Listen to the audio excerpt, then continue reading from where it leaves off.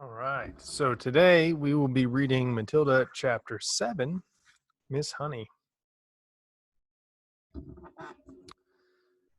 Matilda was a little late in starting school. Most children begin primary school at 5 or even just before. But Matilda's parents, who weren't very concerned one way or the other about their daughter's education, had forgotten to make proper arrangements in advance. She was 5 and a half when she entered school for the first time.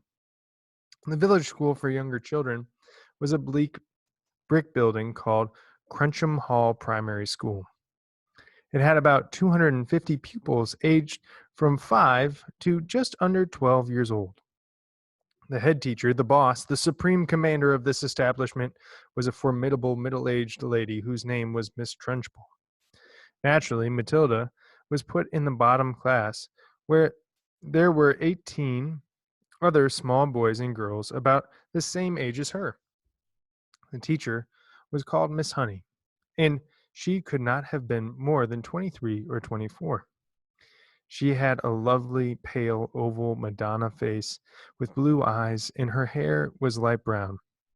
Her body was so slim and fragile, one got the feeling that if she fell over, she would smash into 1,000 pieces like a porcelain figure. Miss Jennifer Honey was a mild and quiet person who never raised her voice and was seldom seen to smile. There is no doubt she possessed that rare gift for being adored by every small child under her care. She seemed to understand totally the bewilderment and fear that so often overwhelm young children who, for the first time in their lives, are herded into classrooms and told to obey orders. Some curious warmth that was almost tangible shone out of Mrs. Honey's face when she spoke to a confused and homesick newcomer to the class. Miss Trenchpole, the headmistress, was something else altogether. She was a gigantic holy terror, a fierce tyrannical monster who frightened the life out of the pupils and teachers alike. There was an aura of menace about her at even at a distance, and when she came up close, you could almost feel the dangerous heat radiating from her as from a red hot rod of metal. When she marched, Miss Trenchpole never walked. She always marched like a stormtrooper, and with long strides and arms swinging. When she marched along the corridor, you could actually hear her snorting as she went. And if a group of children happened to be in her path, she plowed right through them like a tank, with small people bouncing off her left and right. Thank goodness we don't meet many people like her in this world, although they do exist, and all of us are likely to come across at least one of them in a lifetime. If you ever do, you should behave as you would if you met an enraged rhinoceros out in the bush. Climb up the nearest tree and stay there until it has gone away. This woman, in all her eccentricities and in her appearance, is almost impossible to describe, but I shall make some attempt to do so a little later on. Let us leave her for a moment and go back to Matilda and her first day in Miss Honey's class. After the usual business of going through all the names of the children, Miss Honey handed out brand new exercise book to each pupil. You have all brought your own pencils, I hope, she said. Yes, Miss Honey, they chanted. Good. Now, this is the very first day of school for each one of you. It is the beginning of at least 11 long years of schooling that all of you are going to have to go through. And 6 of those years will be spent right here at Cruncham Hall, where, as you know, your headmistress is Miss Trunchbull. Let me, for your own good, tell you something about Miss Trunchbull. She insists upon strict discipline throughout the school, and if you take my advice, you will do your very best to behave yourselves in her presence. Never argue with her. Never answer her back.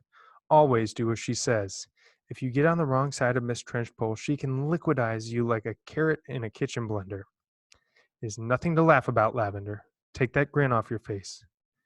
All of you will be wise to remember that Miss Trunchbull deals very, very severely with anyone who gets out of line in this school. Have you got the message? Yes, Miss Honey, chirruped 18 eager little voices. I, myself, Miss Honey went on, want to help you learn as much as possible while you are in this class. That is because I know it will make things easier for you later on. For example, by the end of this week, I shall expect every one of you to know the two times table by heart. And in a year's time, I hope you will know all the multiplication tables up to 12. It will help you enormously if you do. Now then, do any of you happen to have learnt the two times tables already? Matilda put up her hand. She was the only one. Miss Honey looked carefully at the tiny girl with dark hair and a round, serious face sitting in the second row. Wonderful, she said. Please stand up and recite as much as you can. Oh, as much of it as you can. Matilda stood up and began to say the two times table. When she got to twice 12 is 24, she didn't stop. She went on right with twice 13 is 26, twice 14 is 28, twice 15 is 30, twice 16 is stop.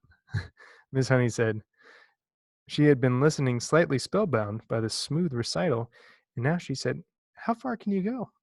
How far? Matilda said. Well, I don't really know, Miss Honey. For quite a long way, I think. Miss Honey took a few moments to let this curious statement sink in. You mean, she said, that you could tell me that 2 times 28 is? Yes, Miss Honey. What is it? 56, Miss Honey. What about something much harder, like 2 times 487? Could you tell me that? I think so. Yes, Matilda said. Are you sure? Why, yes, Miss Honey, I'm fairly sure.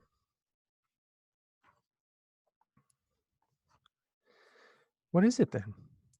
2 times 487, 974. Matilda said immediately. She spoke quietly, impolitely, and without any sign of showing off. Miss Honey gazed at Matilda with absolute amazement. But when she next spoke, she kept her voice level. That is really splendid, she said. But of course, multiplying 2 is a lot easier than some of the bigger numbers. What about other multiplication tables? Do you know any of those? I think so, Miss Honey. I think I do. Which ones, Matilda? How far have you got? I I don't quite know, Matilda said. I don't know what you mean. What I mean is, do you, for instance, know the 3 times tables? Yes, Miss Honey. And the 4 times? Yes, Miss Honey.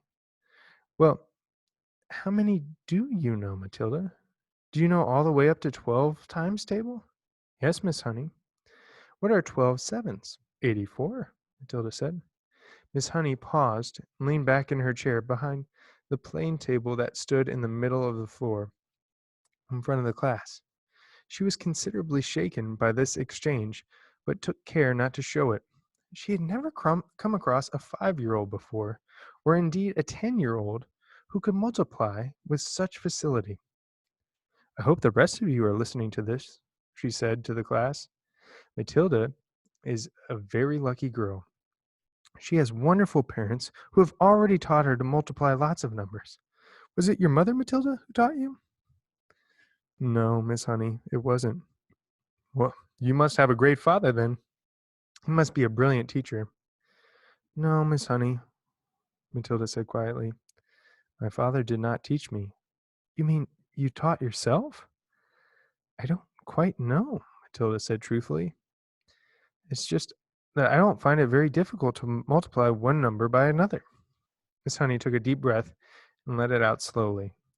She looked again at the small girl with bright eyes standing beside her desk, so sensible and solemn. You say you don't find it difficult to multiply one number by another? Miss Honey said. Could you try to explain that a little bit? Oh dear, Matilda said. I'm not really sure. Miss Honey waited. The class was silent, all listening. For instance, Miss Honey said, if I asked you to multiply 14 by 19, no, that's too difficult. It's 266, Matilda said softly. Miss Honey stared at her. Then she picked up a pencil and quickly worked out the sum on a piece of paper. What did you say it was? She said, looking up. 266, Matilda said. Miss Honey put down her pencil and removed her spectacles and began to polish the lenses with a piece of tissue. The class remained quiet, watching her and waiting for what was coming next. Matilda was standing up beside her desk. Now, tell me, Matilda, Miss Honey said, still polishing. Try to tell me exactly what goes on inside your head when you get a multiplication like that to do. You obviously have to work it out in some way, but you seem able to arrive at the answer almost instantly. Take the one you've just done, 14 multiplied by 19. I I I simply put the 14 down in my head and multiply it by 19, Matilda said. I'm afraid I don't know how else to explain it. I've always said to myself, if a little pocket calculator can do it, why shouldn't I? Why not indeed, Miss Honey said. The human brain is an amazing thing. I think it's a lot better than a lump of metal, Matilda said. That's all a calculator is. How right you are, Miss Honey said.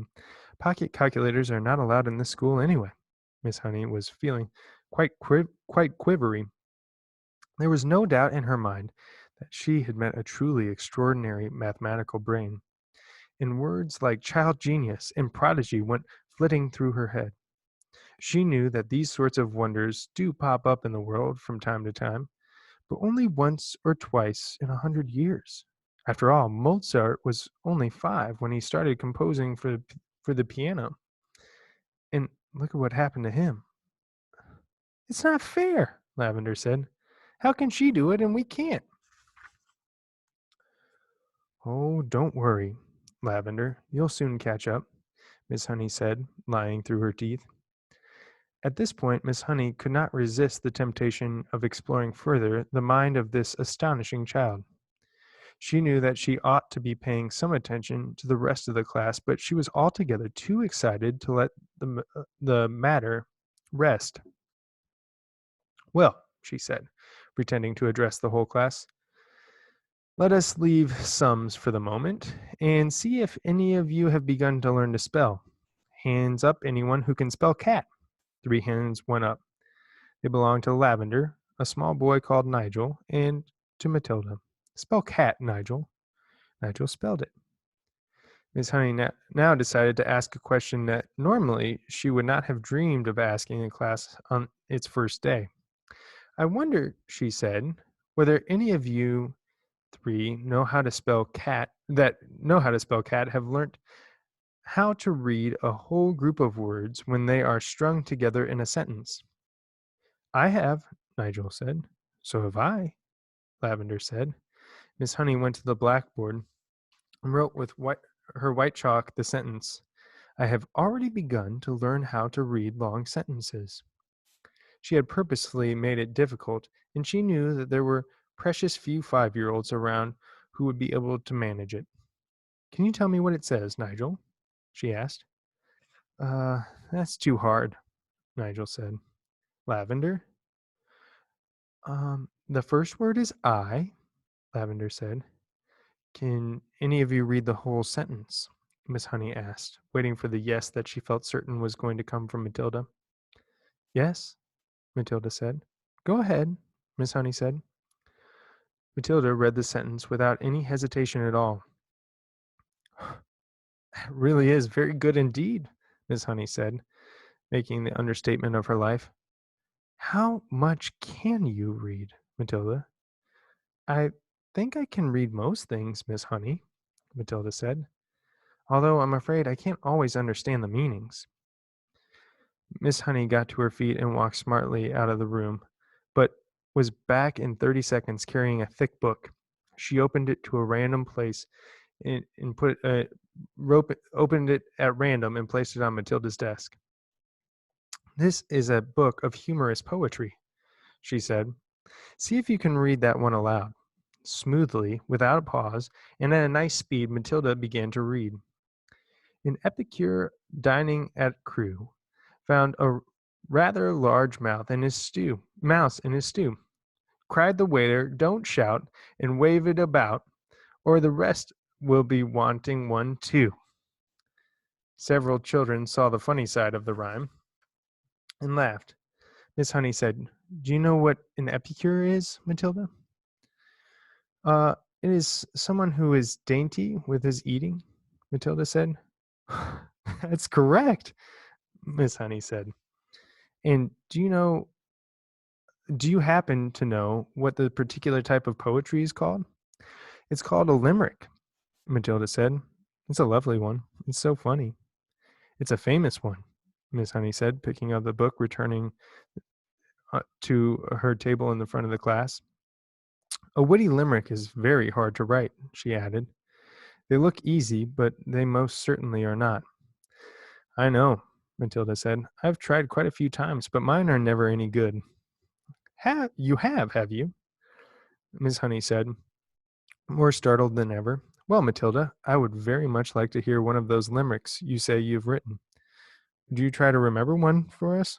Well, Matilda said, hesitating, I've actually been trying to make one up about you, Miss Honey, while we've been sitting here.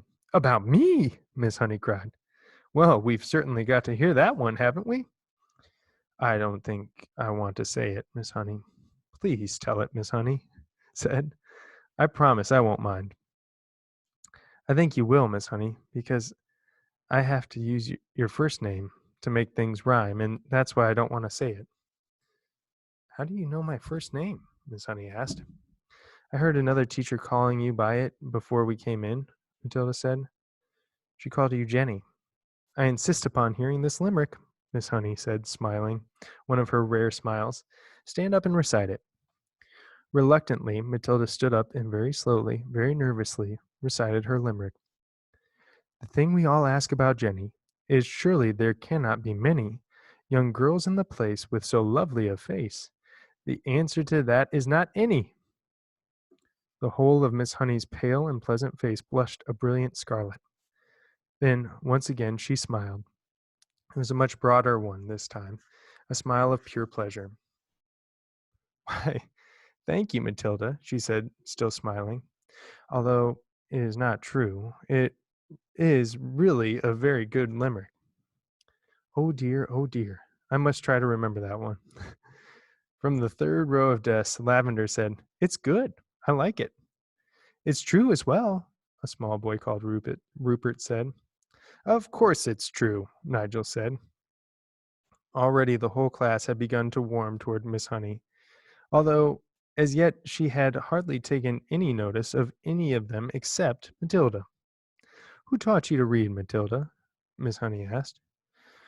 Oh, I just sort of taught myself, Miss Honey. And have you read any books all by yourself? Any children's books, I mean? I've read all the ones that are in the public library in High Street, Miss Honey. And did you like them? I liked some of them very much indeed, Matilda said. I thought others were fairly dull. Tell me the one that you liked. I liked The Lion, the Witch, and the Wardrobe, Matilda said. I think Mr. C.S. Lewis is a very good writer, but he has one failing. There are no funny bits in his books. You're right there, Miss Honey said. There aren't many funny bits in Mr. Tolkien either, Matilda said. Do you think that all children books ought to have funny bits in them? Miss Honey asked. I do, Matilda said. Children are not so serious as grown-ups, and they love to laugh. Miss Honey was astounded by the wisdom of this tiny girl. She said, And what are you going to do now that you've read all the children's books? I'm reading other books, Matilda said. I borrow them from the library. Mrs. Phelps is very kind to me. She helps me choose them. Miss Honey, leaning forward over her work table, was gazing in wonder at the child. She had completely forgotten now about the rest of the class. What other books? She murmured.